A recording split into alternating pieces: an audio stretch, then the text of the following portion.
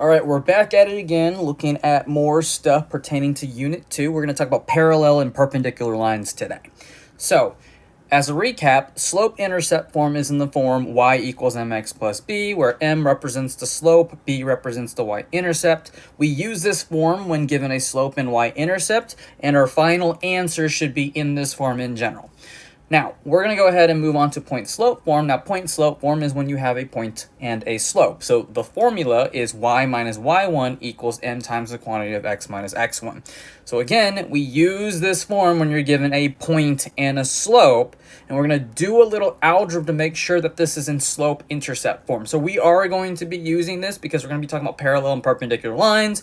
Again, we need that point and slope, put it all together, do some algebra, and get that into y equals mx plus b, aka our slope-intercept form. So parallel lines are lines that have the same slope and do not intersect.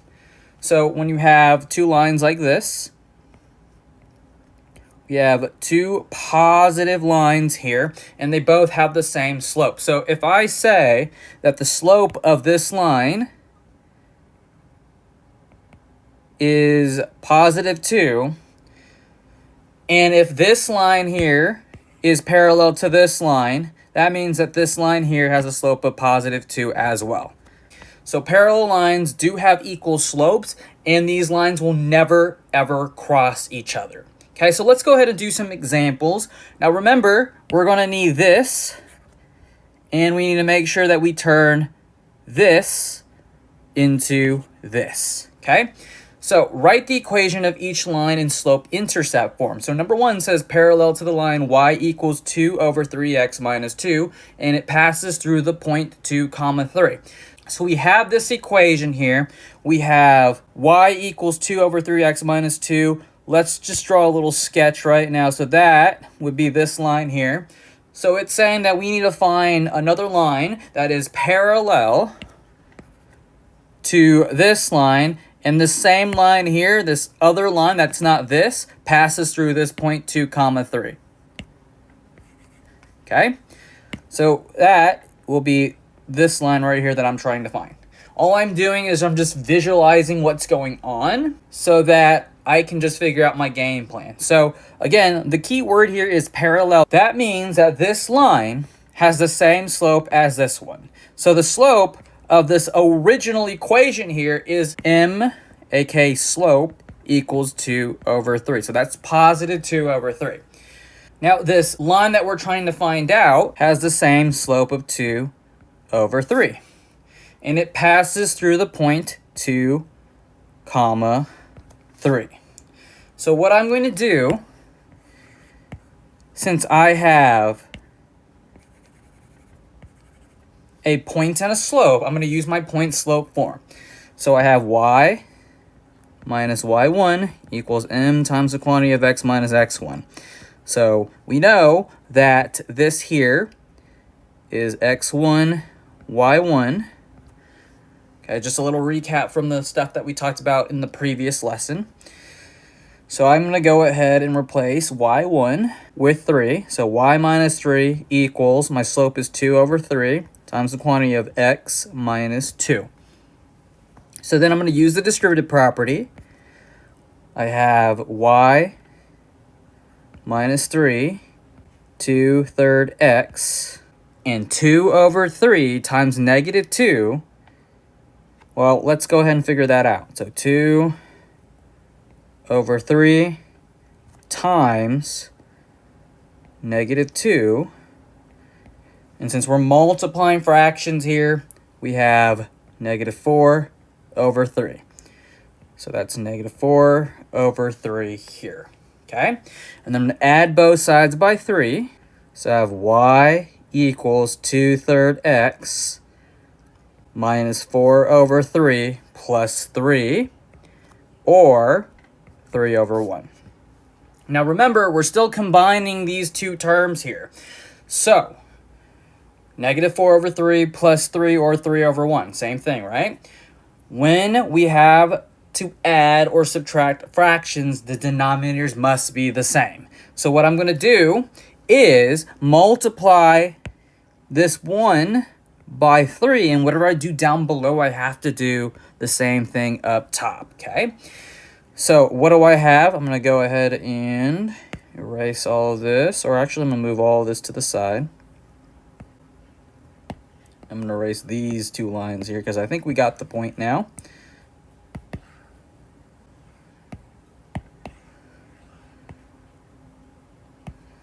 All right, so now this becomes y equals 2 over 3 x minus 4 over 3 plus 3 over 3. So negative 4 over 3 plus 3 over 3. We keep the denominators and then we add or subtract the numerators, right? So that's y equals 2/3 x. And then negative 4 plus 3 is negative 1 over 3. That's your answer for number 1. Let's move on to number 2. It says parallel to the line y equals negative 1 over 2x plus 5 and passes through the point 4 comma negative 5. So remember, we can visualize the two lines because these two lines are parallel to each other. So if they are parallel to each other, that means they have the same slopes, right? So the original equation, y equals negative 1 over 2x plus 5, the slope of that is negative 1 over 2. So my parallel slope is negative 1 over 2 as well. And it passes through 4 comma negative 5. So since I have a point and a slope, we're going to use point slope form, plug everything in, do a little algebra, and then get that into slope intercept form. So I have y minus y1 equals m times the quantity of x minus x1. So y minus negative 5 equals negative 1/2 times x minus 4. So I'm going to simplify this. This is going to become y plus 5. So then on the right-hand side, I'm going to go ahead and apply the distributive property. So negative 1/2 times x and negative 1/2 times negative 4. Negative 1/2 times x is negative 1/2 x. And then negative 1/2 times negative 4, of course, that's going to become positive because a negative times a negative is a positive. So going back to 1/2 times 4, right? So 1/2 times 4. I'm going to go ahead and make this into a 4 over 1. So I'm going to multiply across. I don't need to use common denominators. That only applies when I'm adding or subtracting fractions. When I'm multiplying fractions, we just multiply across. So 1 times 4 is just 4.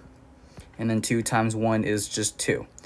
And that, we need to simplify this to y plus 5 equals negative 1/2 x plus 4 over 2, which is just 2, right? So now I can go ahead and subtract both sides by 5. So y equals negative 1/2 x minus 3. And that's your answer for number 2. All right. Let's take a look at 3. It says parallel to the line y equals 3 and passes through negative 4 comma 6. Now, as you can see right here, we have y equals 3. There's no mx in y equals 3. But I'm going to write y equals mx plus b anyways, just to have that visualization. So, y equals 3, and we're comparing that to y equals mx plus b, right? Well, here's the thing. We can take a look at this equation like this. I'm going to rewrite y equals 3 as y equals 0x plus 3. So when I have something like this, y equals a number, just a number, there's no mx involved. That means that we have a 0 slope. So y equals 3 has a slope of 0. Now, when you have a slope of 0, then it's just going to, on a graph, look like a horizontal line going through that number that's after the equal sign. So if we have y equals 3, then our horizontal line is going to go through 3 on the y-axis, okay? All right, so what we're going to go ahead and do is this. We can just say that the equation that is parallel to y equals 3 is 6, because that is true. All right? But what I'm going to do is I'm going to use my point slope form just to demonstrate my point. I have y minus y1 equals m times the quantity of x minus x1.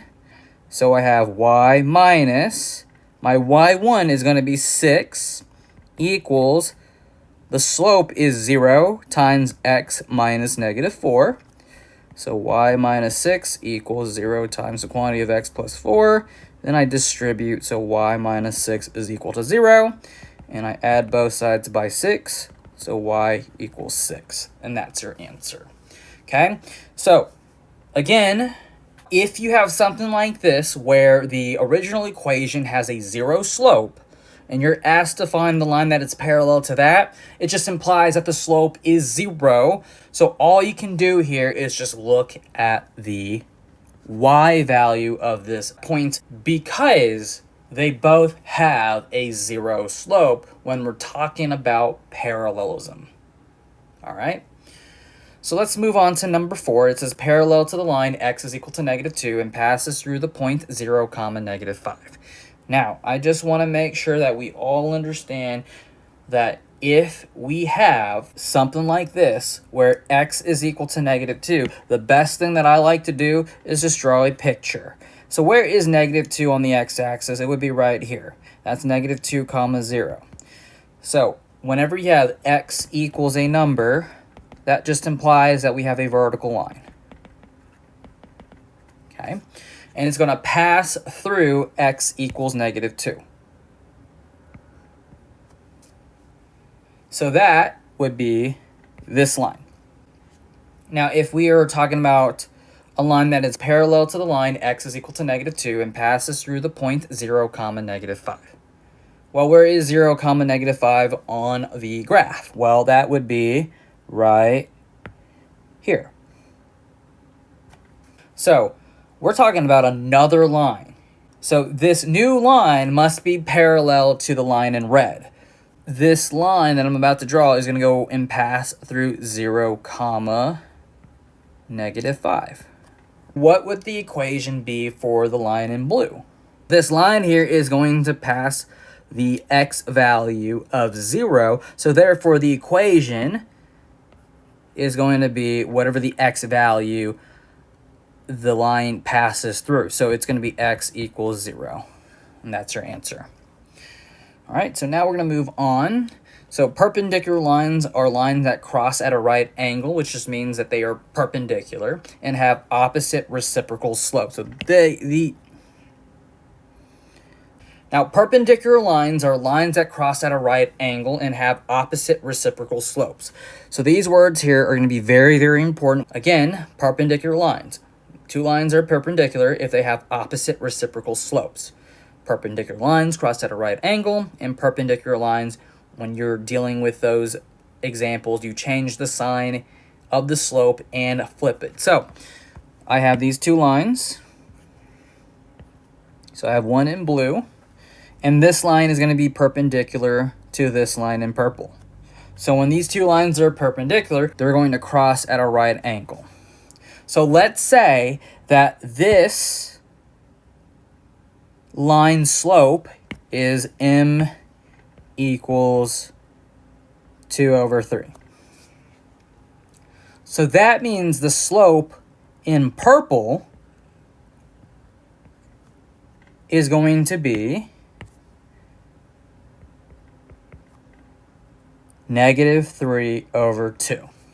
So what I'm doing here is I look at the sign of the original, which is the one in blue. Since it's positive, I'm going to flip the sign and then flip the fraction. Now, whenever you hear opposite reciprocal slopes, it just means opposite sign, flip fraction, which is what I did. So again, we have the slope of 2/3. Since that's positive, our new slope, our perpendicular slope, is going to become negative, and then I just flip the fraction, which is 3/2. Now, let's take a look at another example. Let's take a look at this line instead. So we have a slope that's negative. So let me come up with an example. So m equals negative 2. Now, if I'm trying to find the slope of this line in blue, then I need to look at this slope here and then apply the opposite sign flip fraction rule. So my new slope, my perpendicular slope, since this is a negative, well, this is going to become positive. All right? And then that negative 2, by the way, is the same thing as saying negative 2 over 1. So in this case, the perpendicular slope, if I flip the fraction, this is going to become 1/2, or positive 1 over 2. Okay? All right, so once we figure out the perpendicular slope, we're going to use that and the point that's given, apply those 2 points to the point slope formula, do a little algebra, and then solve for y, or finds our y equals mx plus b. So I'm looking at number 5, perpendicular to y equals negative 4x minus 2, and passes through the point negative 4 comma 4. So the original equation has a slope of negative 4. So that means our perpendicular slope is going to be positive 1 over 4.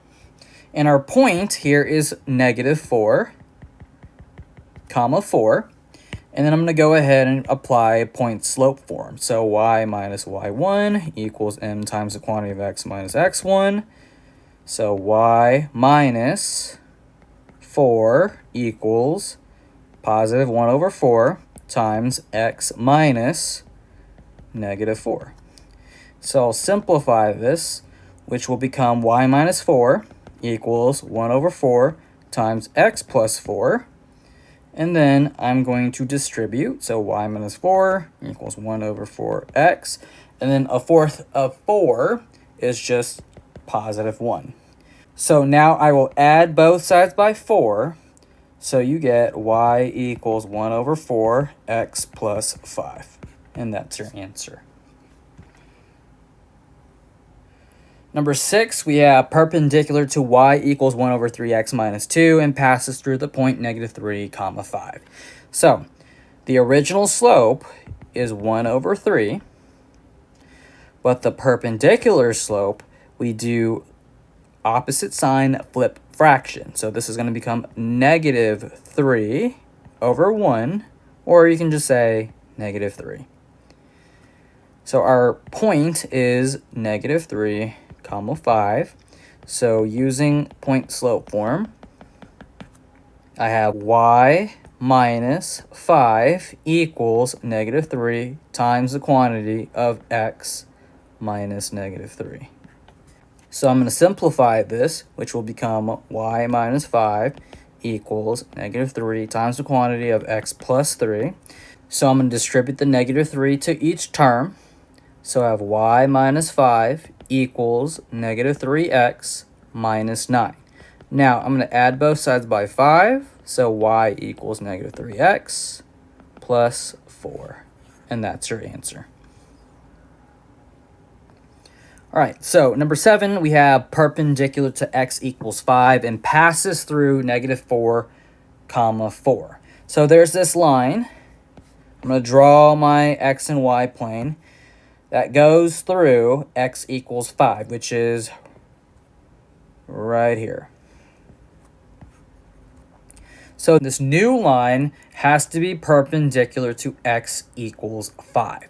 When you have something like this, where you have a line that is x equals a number, which in this case is x equals 5, that just implies that we have a slope where you have a number over 0, which just means undefined. So any number divided by 0, the slope is undefined. Now, if you're trying to find a line that is perpendicular to the original, well, all we have to do is just look at the original slope and just apply that opposite sign flip fraction. But if I flip the fraction, it's going to be 0 over a number, which is just 0.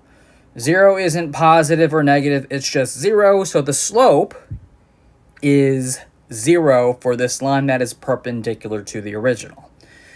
So if the slope is 0, then all I have to do is go back to this point and look at where that is on the graph. So negative 4, comma 4 should be right here. And since the slope is 0, it just means that we're not going to rise over run. It's just going to be a horizontal line that'll be perpendicular to this line over here. Now, remember, when you have a slope of 0, all we have to do is just look at the y value of this point, which in this case is 4. So your answer is y equals 4.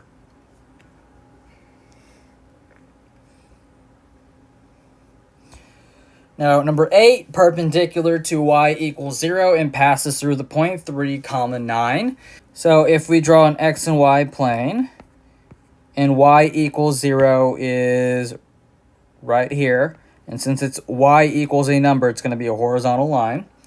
Now, looking at y equals 0, since it's just y equals a number, then that implies that our slope is a 0 over a number. Now, since you're looking for the perpendicular slope, all we have to do is flip the fraction. So in this case, we have a number over 0. Now, whenever you have a number over 0, it just implies that the slope is undefined. When the slope is undefined, then your answer should be x equals a number. So looking at this point here, that 3, comma 9, well, where is 3, comma 9 located on the graph? That would be, let's say, over here. Well, it's going to pass this point and is going to be perpendicular to the line in blue.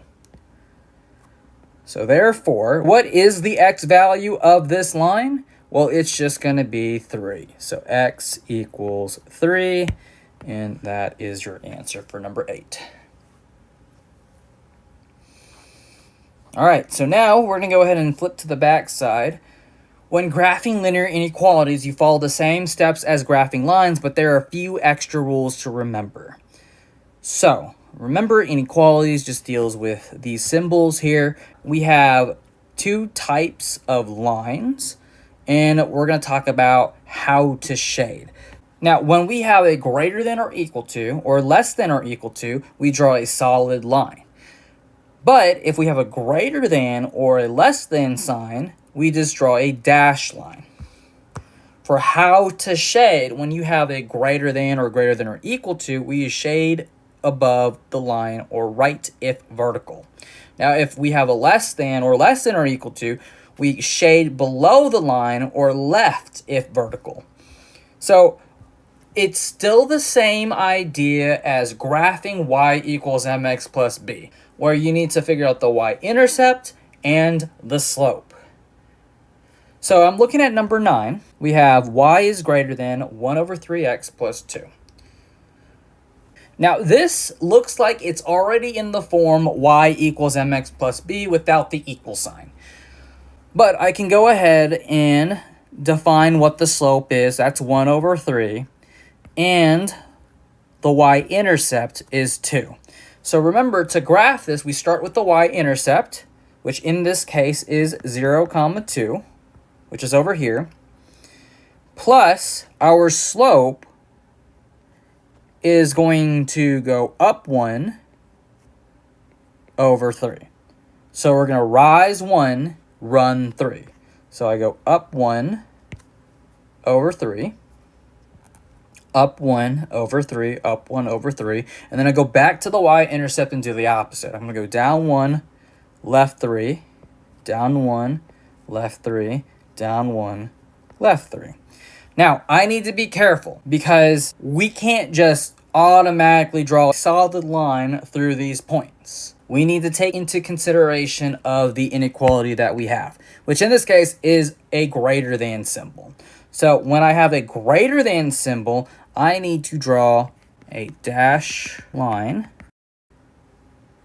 So it should look like this. All right. So since we have a greater than sign, we draw a dash line. And where do we shade? Well, since it's a greater than sign, we shade above the line. So we shade above. So that would mean the top part of this graph here. Now, number 10, we have x is less than -4. So if we remember, if we have x equals -4, well, that's just going to be a vertical line. So -4 would be right here, and we're just going to go ahead and draw a vertical line that goes through -4 in terms of the x, right? So if we look at x is less than -4, again, we have a vertical line. And since we have a less than sign, that means we're going to have a dashed line. And we're going to be shading to the left, because if you have a vertical line, we just shade to the left, as it mentioned over here. So we're going to shade to the left. So -4 would be located right here on the x-axis, and I'm going to draw a vertical line. But remember, we have a dashed line for this one, so it should look like this. And we're going to shade to the left, just like so. All right, so that is x is less than -4 on this graph. All right, so that is what x is less than -4 looks like on this graph. Number 11, we have 2x minus y is greater than or equal to 3. Now, this doesn't look like y equals mx plus b. So what we're going to do is we need to get y by itself. So I'm going to subtract both sides by 2x. And I'm going to go ahead and write y equals mx plus b up top as your reference. So 2x minus 2x, that cancels. So I have -y is greater than or equal to, and I'm going to write -2x first and then add in the 3. So now we have -y is greater than or equal to -2x plus 3.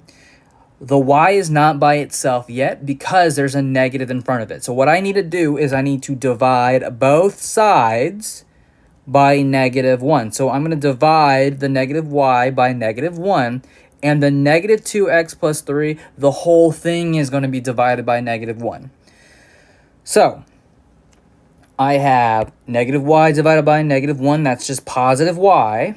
And then -2x divided by -1 is just positive 2x. So I'm just going to write 2x here. And then positive 3 divided by -1, that's -3. But don't forget, since we divided by a negative, we need to flip the sign. So instead of saying greater than or equal to, we have less than or equal to. So y is less than or equal to 2x minus 3. All right, so now we can go ahead and graph. Our slope is 2, and the y-intercept is -3. And since we have a less than or equal to, we're going to have a solid line. And we're going to shade below. So starting at our y-intercept of -3, which is located right here, I can go ahead and rise over run. So if m is 2, that's the same thing as 2 over 1. I'm going to rise 2 and run 1. So I'm going to go up 2, right 1, up 2, right 1, and I'm going to repeat the process. And then I'm going to go ahead and go back to the y-intercept and do the opposite. So I'm going to go down 2, left 1. Just like this. So again, we have a solid line, so I can go ahead and draw a line through all of these points. and I'm going to shade below. So I'm looking at the y-axis. So this means that this part here is above and this part here is below. So I'm going to shade below the line.